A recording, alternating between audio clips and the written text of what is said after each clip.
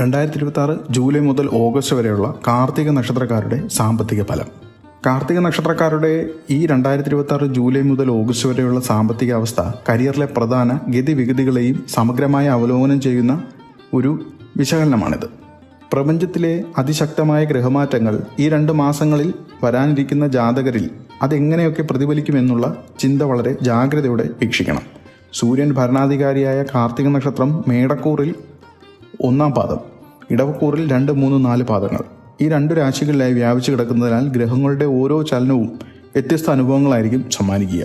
ഈ 2 മാസങ്ങളിലെ സാമ്പത്തിക സുരക്ഷിതത്വം കരിയറിനെ സ്വാധീനിക്കുന്ന പ്രധാന ഗ്രഹമാറ്റങ്ങളും അവയുടെ സംക്രമണ ഫലങ്ങളും നമുക്ക് വിശദമായി നോക്കാം. കാർത്തിക നക്ഷത്രത്തിൻ്റെ 1-ാം പാദം ഉൾപ്പെടുന്ന മേടക്കൂറുകാരെ സംബന്ധിച്ചിടത്തോളം ഈ കാലഘട്ടം കഠിനമായ സാമ്പത്തിക യാഥാർത്ഥ്യങ്ങൾ സമ്മാനിക്കുന്ന ഒന്നാണ്. ശനിയുടെ വക്രഗതി സഞ്ചാരം ജൂലൈ 27 മുതൽ ആരംഭിക്കുന്നതോടെ 1-ാം ഘട്ട 7.5 ശനി അനുഭവിക്കുന്ന ജാതകർക്ക് അനാവശ്യമായ ധനനഷ്ട ഭീതി, ഉറക്കക്കുറവ്, അമിതമായ മാനസിക സമ്മർദ്ദം എന്നിവ ഉണ്ടാകാനിടയുണ്ട്. കടബാധ്യതകൾ പെട്ടെന്ന് തീർക്കാനും പഴയ ബില്ലുകൾ അടയ്ക്കാനുമുള്ള വലിയ സമ്മർദ്ദം ഈ സമയത്ത് അനുഭവപ്പെടാം.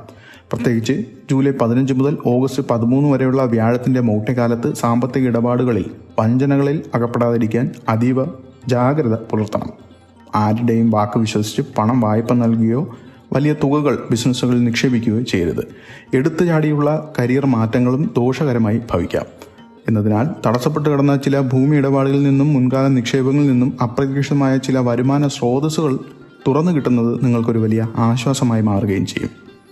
കാർത്തിക നക്ഷത്രത്തിൻ്റെ 2, 3, 4 പാദങ്ങൾ വരുന്ന ഇടവക്കൂറുകാർക്ക് ഈ കാലഘട്ടം സാമ്പത്തിക വളർച്ചയും ഒപ്പം തന്നെ അപ്രതീക്ഷിത വെല്ലുവിളികൾ നിറഞ്ഞൊരു വലിയ പരീക്ഷണ സമയമാണ്. ജൂലൈ 5 മുതൽ 24 വരെയുള്ള ചൊവ്വയുടെ രോഹിണി നക്ഷത്രത്തിലെ സഞ്ചാരം വലിയ രീതിയിൽ സാമ്പത്തിക ധൈര്യം പ്രദാനം ചെയ്യും.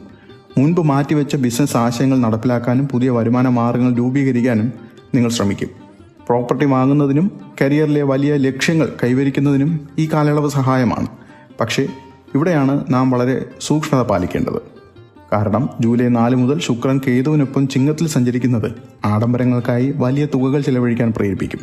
ഇതിനു പുറമെ 3-ാം ഭാവത്തിലെ വ്യാഴത്തിൻ്റെ മൗഢ്യാവസ്ഥ ജൂലൈ 15 മുതൽ ഓഗസ്റ്റ് 13 ബിസിനസ് പങ്കാളിയുമായി സാമ്പത്തിക തർക്കങ്ങൾ ഉണ്ടാക്കാനും ധനപരമായ തടസ്സങ്ങൾ അനുഭവപ്പെടാനും ഇടവരുത്തും.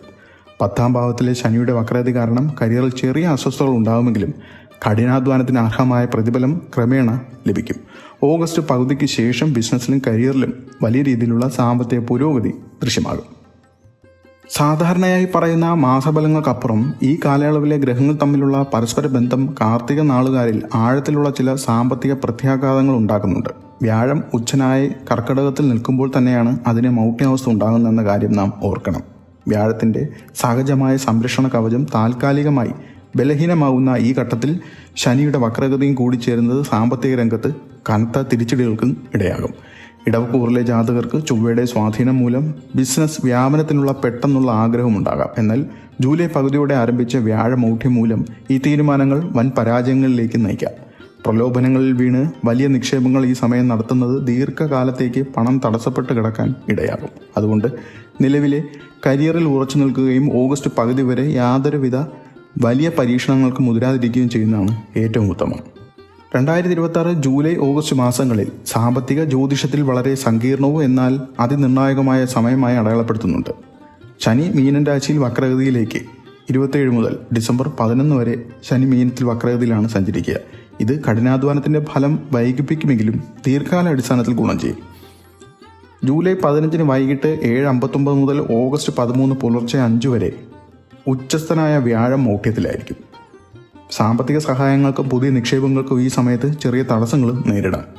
ജൂലൈ 5 മുതൽ ജൂലൈ 24 വരെ ചൊവ്വ രോഹിണിയിലൂടെ കടന്നു പോകുന്നത് വലിയ സാമ്പത്തിക ധൈര്യവും പ്രോപ്പർട്ടി ഇടപാടുകൾക്ക് അനുകൂല മാറ്റങ്ങളും നൽകും. ജൂലൈ 4 മുതൽ ശുക്രൻ കേതുവിനൊപ്പം ചിങ്ങത്തിൽ സഞ്ചരിക്കുന്നത് ആഡംബര ചിലവുകൾ വർദ്ധിപ്പിക്കാൻ ഇടയാകും. ജൂലൈ മുതൽ കരിയറിലെ യാഥാർത്ഥ്യങ്ങളെക്കുറിച്ചുള്ള വിലയിരുത്തലുകൾ നടത്താനും പഴയ കരാറുകൾ പുനഃപരിശോധിക്കാനും അനുയോജ്യമായ സമയമാണ്. അനാവശ്യ ആഡംബരങ്ങൾ ഒഴിവാക്കുക. സാമൂഹിക പ്രശസ്തിക്കായി പണം ധൂർത്ത് ആക്കരുത്. സാമ്പത്തിക കാര്യങ്ങളിൽ ശക്തമായ തീരുമാനമെടുക്കാൻ കഴിയുക. വസ്തു ഇടപാടുകൾക്ക് അനുകൂലമായ സമയവും വന്നു ചേരും. കരാറുകൾ ഉൾപ്പെടുമ്പോൾ ശ്രദ്ധിക്കുക. പണമിടപാടുകളിലെ ആശയവിനിമയ തടസ്സങ്ങൾ സൂക്ഷിക്കുക. സാമ്പത്തിക അഭിവൃദ്ധിക്കായി ദേവാലയങ്ങളിൽ വഴിപാടുകൾ നടത്താൻ ഏറ്റവും ഉചിതമായ സമയമാണ് ജൂലൈ 10. വിവാഹം, ഗൃഹപ്രവേശം പോലുള്ള ശുഭകാര്യങ്ങളും പുതിയ സാമ്പത്തിക നിക്ഷേപങ്ങളും പൂർണ്ണമായും ഒഴിവാക്കുക. അത് ജൂലൈ 15 മുതൽ ഓഗസ്റ്റ് 13 വരെ. സാമ്പത്തിക രംഗത്തെ തടസ്സങ്ങൾ നീക്കാനും വ്യാഴശനി ദോഷങ്ങളെ ലഘൂകരിക്കാനും ഈ 2 മാസങ്ങളിൽ ചില വഴിപാടുകളുണ്ട്. മേടക്കൂറുകാർക്ക് ദേവീ ഭജനം, അമിത ചെലവുകൾ നിയന്ത്രിക്കാനും മാനസിക സമ്മർദ്ദം കുറയ്ക്കാനും നിത്യേന ദേവീ ഭജനം നടത്തുക.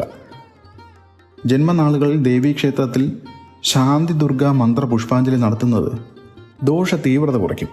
ഇടവക്കൂറുകാർക്ക് സുബ്രഹ്മണ്യ ഭജനം, ചൊവ്വാഴ്ചകളിൽ വ്രതമെടുക്കുകയും ഭവനത്തിൽ നിത്യേന സുബ്രഹ്മണ്യ അഷ്ടോത്തര ജപം നടത്തുകയും ചെയ്യുന്നത് ധനപരമായ ബുദ്ധിമുട്ടുകൾ ഇല്ലാതാക്കാൻ സഹായിക്കും. വ്യാഴാഴ്ചകളിൽ വിഷ്ണു ക്ഷേത്രത്തിൽ ദർശനം നടത്തി നെയ്വിളക്ക്, തുളസിമാല എന്നിവ സമർപ്പിക്കുന്നതും വിഷ്ണു സഹസ്രനാമം ജപിക്കുന്നതും സാമ്പത്തിക അഭിവൃദ്ധിക്ക് സഹായിക്കും. ശനിയാഴ്ചകളിൽ പ്രഭാതത്തിൽ ശാസ്താവിനെ ഭജിക്കുകയും ശനിദോഷ നിവാരണത്തിനായി നീരാഞ്ജനം സമർപ്പിക്കുകയും ചെയ്യുക.